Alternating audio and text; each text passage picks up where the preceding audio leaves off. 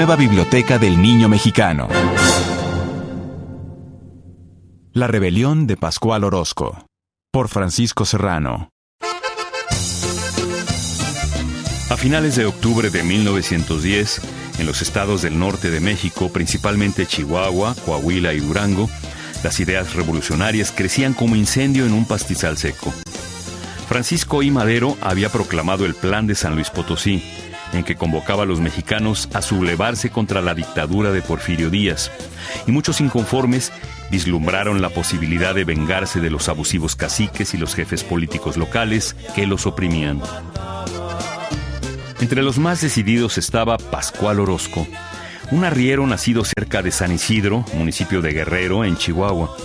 De carácter resuelto, laborioso e idealista, aunque también huraño y desconfiado, que había hecho cierta fortuna transportando metales preciosos, principalmente plata, para distintas compañías que operaban en las montañas chihuahuenses.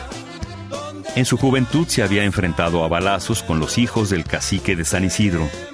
Más tarde simpatizó con las ideas de los hermanos Flores Magón y en 1909 comenzó a importar armas desde los Estados Unidos, previendo el estallido inminente de la revolución. La noche del 20 de noviembre de 1910, fecha prevista en el Plan de San Luis para iniciar el movimiento armado, Pascual Orozco reunió en casa de su padre a un grupo de amigos y conocidos. Arrieros, comerciantes, uno que otro minero y algún contrabandista, todos armados con rifles y cananas, y con un ejemplar del Plan de San Luis en la mano, los instruyó sobre el sentido de la lucha y los conminó a seguirlo. Su intención era apoderarse de la cercana población de Guerrero. La mayoría lo secundó y partieron de inmediato. En el camino se les fueron uniendo numerosos hombres de las rancherías vecinas, de modo que, cuando llegaron a su destino, eran más de 200 los que lo acompañaban. Había comenzado la carrera militar de uno de los jefes más aguerridos de la primera etapa de la revolución. Durante 3 días, Orozco intentó apoderarse de la población de Guerrero, y al enterarse de que una columna de soldados federales se acercaba para combatirlo, salió con la mitad de sus fuerzas con el propósito de sorprenderlos. Entonces, tuvo noticia de que otro contingente de maderistas venía en su auxilio. Era el mismo que 2 días antes se había levantado en armas en el pueblo de San Andrés.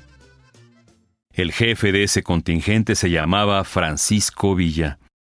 Y aunque las huestes de Villa, que se habían adelantado al ataque, no lograron vencer por completo a los federales, sí les hicieron daño. Estos avanzaron hacia un sitio llamado Pedernales para pasar la noche y recobrarse. Entonces, Orozco con los suyos los sorprendieron y los derrotaron por completo, lo cual les permitió apoderarse de una buena cantidad de víveres y armamento. Envalentonado con este triunfo, Orozco se dirigió nuevamente a Guerrero y tras una corta lucha pudo apoderarse de la plaza. El inicio de sus acciones en la sublevación había tenido éxito. Sus hombres ya lo llamaban coronel. Orozco se dispuso a atacar los ramales del ferrocarril de Kansas y del norte y unos días más tarde se apoderó de Estación Madera, un enclave a la entrada de la Sierra Madre Occidental. Preocupado por estas victorias de los revolucionarios, el gobierno federal ordenó una movilización militar hacia el estado de Chihuahua. Una columna al mando del coronel Martín Luis Guzmán Rendón partió para abatir a los rebeldes. Entretanto, cada vez más y más hombres habían bajado de la sierra para unirse al ejército orozquista. La gente los llamaba los Colorados. Eran rudos hombres del campo, excelentes jinetes, indómitos sobre sus caballos. En un lugar llamado Cerro Prieto, los maderistas sorprendieron a las tropas federales. El general Navarro ordenó entonces a su contingente desplazarse hasta un punto llamado Malpaso, un desfiladero sobre la vía del noroeste, sin imaginar que los Colorados se habían apostado en las alturas para emboscarlos. El 18 de diciembre se inició el combate, y pronto los gobiernistas comenzaron a debilitarse. Los federales, con grandes dificultades, consiguieron salir de Malpaso y volver con sus maltrechas tropas a Chihuahua, la capital del estado. Orozco ordenó desnudar los cadáveres de los federales abatidos y envió los uniformes al presidente Porfirio Díaz con una nota que decía: «Ahí te van las hojas, mándame más tamales». Orozco, que se había distanciado de Villa luego de múltiples disputas, se dirigió entonces al pie de la Sierra Madre Occidental con la intención de reorganizar y fortalecer sus contingentes, que entonces sumaban ya más de 900 hombres. Su actitud belicosa le hizo ascender rápidamente entre las tropas maderistas. Pronto alcanzó el grado de general. El gobierno federal, decidido a terminar de manera definitiva con las guerrillas orozquistas, envió nuevamente al general Navarro al frente de un nutrido ejército para que despejara y recuperara la vía del ferrocarril del noroeste. Orozco se dirigió a marchas forzadas hacia Bachiniva y de ahí a Namiquipa, en la sierra de Chihuahua. Entusiasmado por el recibimiento que le hacían en esos pueblos y advirtiendo que el norte del estado de Chihuahua estaba desprotegido, Orozco emprendió camino hacia la frontera, dispuesto a tomar Ciudad Juárez. En su ruta, saqueó varias haciendas propiedad de Luis Terrazas, que era entonces el mayor terrateniente de México, con el fin de abastecerse de víveres y cabalgaduras, pues el suyo era un ejército de caballería. Para apoderarse de Ciudad Juárez, Orozco pensaba pedirle ayuda a Villa e invitarlo así a olvidarse de sus diferencias. A finales de enero de 1911, los hombres de Orozco se enfrentaron a una columna de soldados federales. La hicieron retroceder y, persiguiéndola, se apoderaron de la población de San Buenaventura. Sin perder un instante, Orozco dio la orden de continuar hacia el norte. El 3 de febrero de 1911 llegó a las puertas de Ciudad Juárez. Sin embargo, consideró que no era el momento oportuno para tomarla. Sus soldados no disponían de suficientes municiones y la plaza estaba bien resguardada, y decidió retirarse.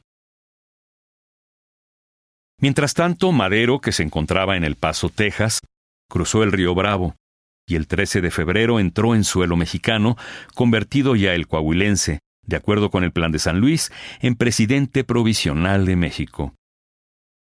Su ejército intentaba apoderarse de la ciudad de Casas Grandes, pero fracasó y Madero tuvo que refugiarse en San Diego. Ahí se le unió Pascual Orozco, al frente de más de 1,000 hombres, con lo que las huestes del presidente provisional se vieron incrementadas notablemente. Madero movilizó su cuartel general primero a San Buenaventura y luego a Namiquipa, pues quería adueñarse de una ciudad importante a fin de adquirir notoriedad nacional. Para conseguirlo, promovió la reconciliación de Orozco y Villa, que continuaban enemistados, y les expuso su plan de tomar Ciudad Juárez. Los dos caudillos le propusieron entonces simular un ataque sobre Chihuahua a efecto de distraer a los federales y luego transportar rápidamente a las tropas en ferrocarril. Madero no aceptó y ordenó a éstas marchar hacia Ciudad Juárez.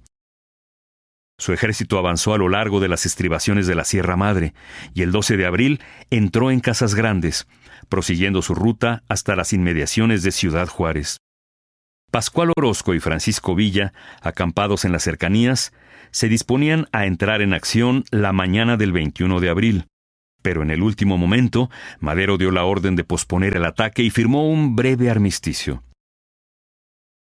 Sin embargo, decepcionado de las negociaciones de paz que se habían entablado con los representantes del gobierno, el 7 de mayo, Madero decidió reanudar la guerra, aunque no en Ciudad Juárez, y ordenó a Orozco y a Villa levantar sus campamentos y marchar hacia el sur.